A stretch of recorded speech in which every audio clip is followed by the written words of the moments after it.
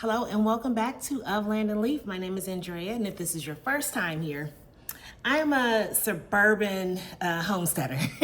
I garden in a community garden about 15 minutes away from my house because I live in a townhouse with an HOA and I can't garden on site.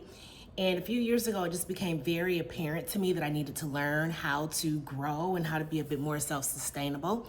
So this channel has primarily been about my gardening adventures and showing my love and my trials.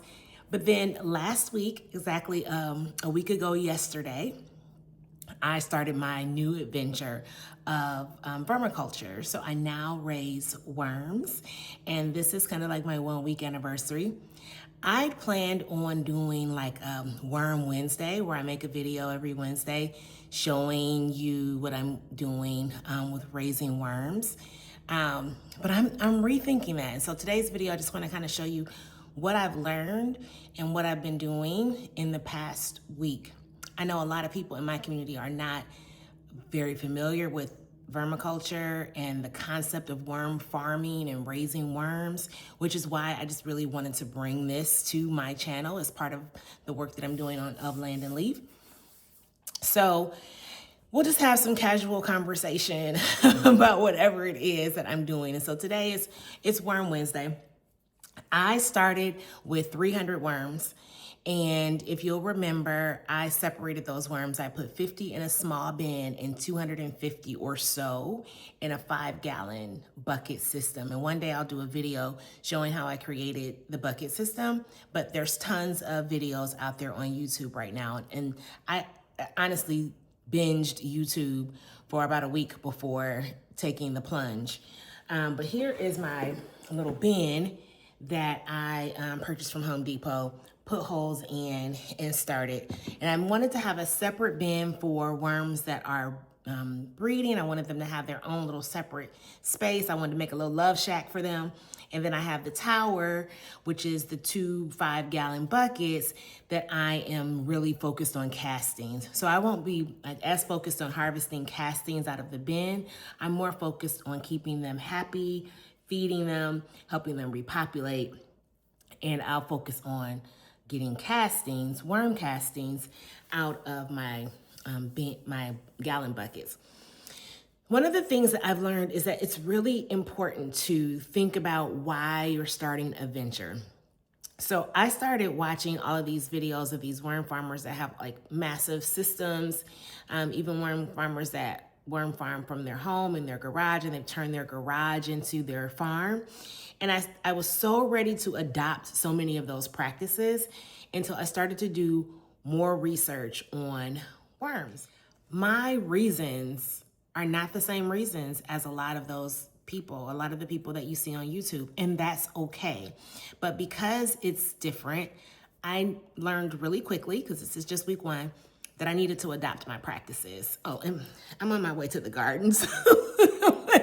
Forgive the hat indoors. I'm on my way to the garden, but I wanted to do this real quick.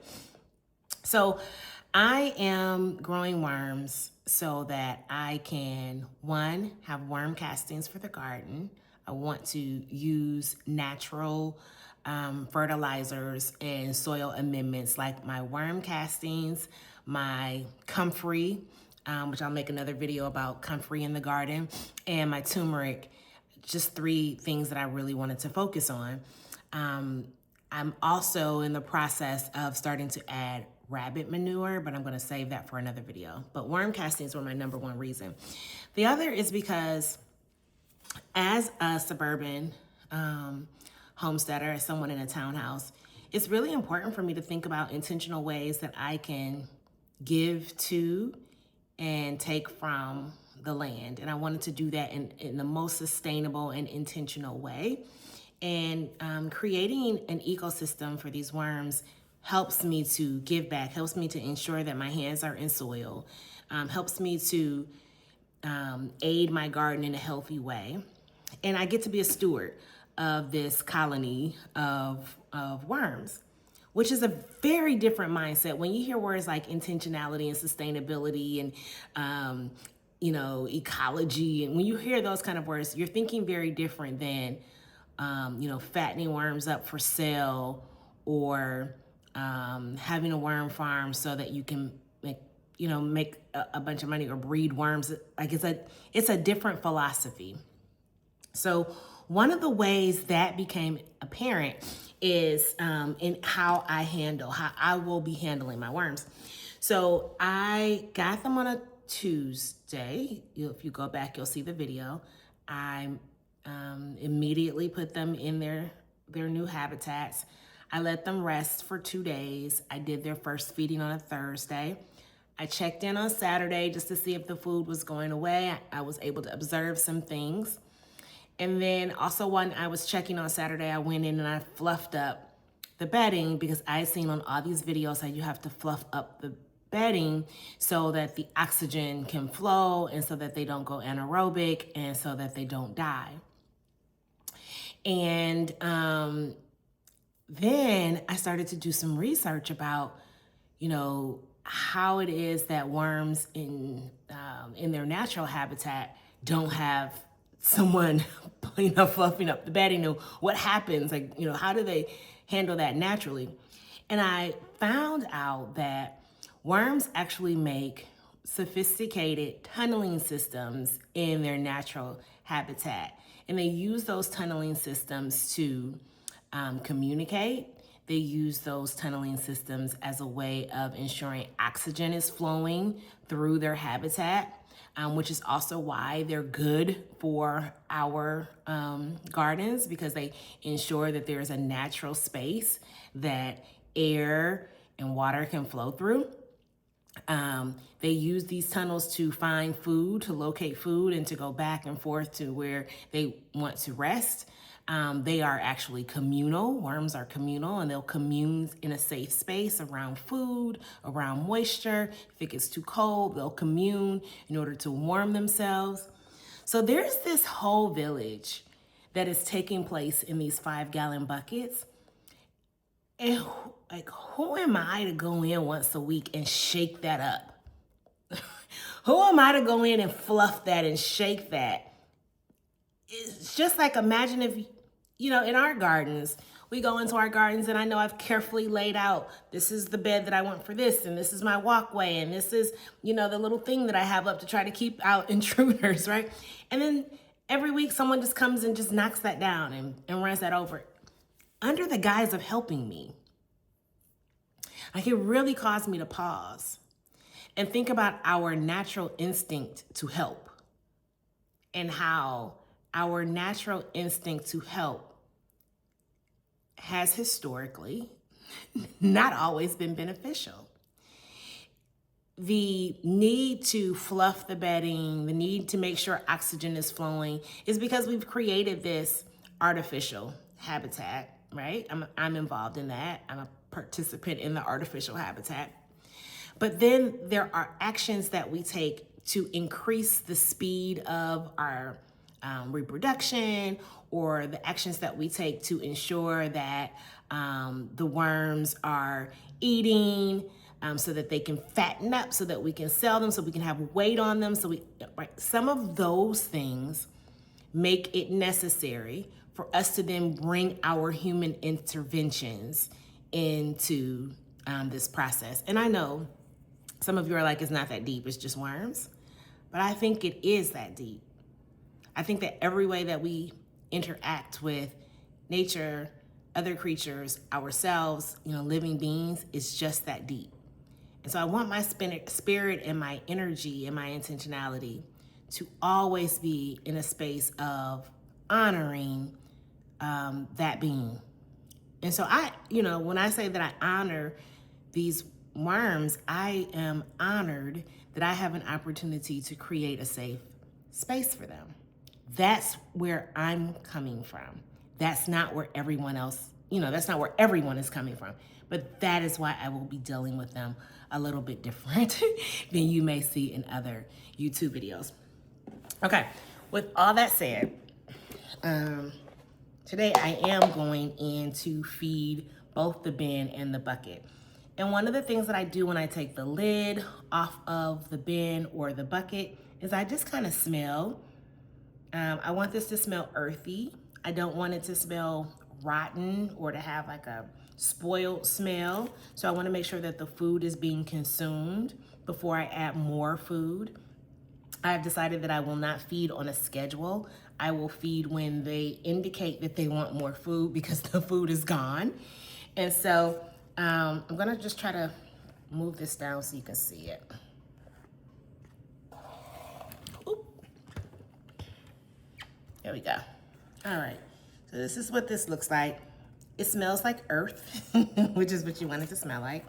This is damp, but not wet, which is what you want. As soon as I lifted that up, I saw a little movement. But yeah, there's no one's at the top here, which concerned me at first because I thought that they would be like right under that paper. But they're not. They've kind of buried down deep. And so I'm not going to go in here and disturb them in the way that I thought that I would every week. Instead, what I'm going to do is just move one little side over. I'm gonna do this side. Move one little side over. I see some of them moving around there. Put some food. And so for me, I'm putting some lettuce scraps that have already started to decompose in the refrigerator. I'm gonna put some food in there. Put some strawberry heads in there too.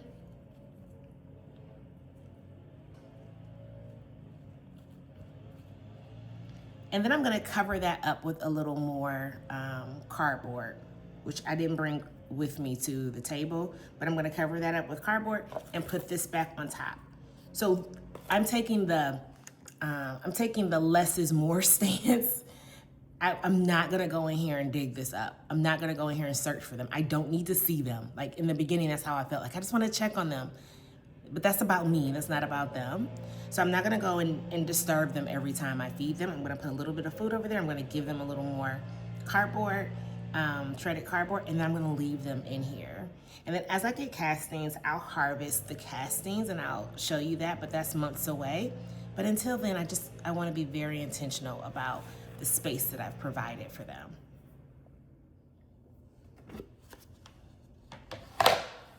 So this is what this looks like now. I added a little more moisture to this. And underneath you'll see I added more shredded cardboard and the food is under there. And the food is just on that one spot. And what I'm going to do is rotate feeding zones. So when I do feed them, I'll feed them on an opposite side. So this time I fed them on, which is my right, which I'm not sure how I'm gonna remember this because I'm moving this tote. But I think that I will see evidence of food and then I'll just put it on the other side the next time. So that is this little bin. Same real method for the 5-gallon, more food because I have more worms. Like they really did eat through that food really quickly, a lot faster than the little small bin, but I have 3 times the amount of worms in there. They're not gonna starve because I do have the shredded cardboard and they will eat the shredded cardboard, but I do want them happy. And so I am going to give them some food. I try to eat organically, but I don't always eat organically. So they won't always have organic food, which, you know, I know there's gonna be someone out there that are like, you know, if you're gonna take this stance, then they need to have all organic. And, you know, I wanna do what I can do. That's the whole thing about being intentional. It does not mean perfect. I prefer, if I'm gonna have organic strawberries, they're gonna come out of my garden. I grow strawberries. I don't want strawberries sitting on the shelf that are organic. I'll go into that another reason. But I do have some strawberries and some lettuce that I'm going to feed the 5-gallon bucket. And then I'm gonna head out of here and get a little bit in my garden. It's already over 80 degrees and it's in the middle of the day, but it's not gonna get any cooler today before the sun goes down. So I wanna get out there. I've planted some squash seeds and I wanna get my corn planted and I want to check on my peppers to see if they're coming up, and I really want to put a little cage over the peppers. So I've got a few things that I want to get done today. I won't be out there long, but I wanted to share with you what's happening in the world of worms here on Of Land and Leaf. So thank you for joining me. Thank you for letting me kind of just share my philosophy. And I wanted you to understand why what you see here may be different than on other channels when they're talking about worms. So please leave a comment, like, share. Let me know what you're raising in your suburban homestead, or what you'd like to have next. I would love to have bees. I think I mentioned that. So that may be something in the future. But right now, we're going to focus on growing my food and raising my wigglers. Until next time, thank you for watching Of Land and Leaf. Goodbye.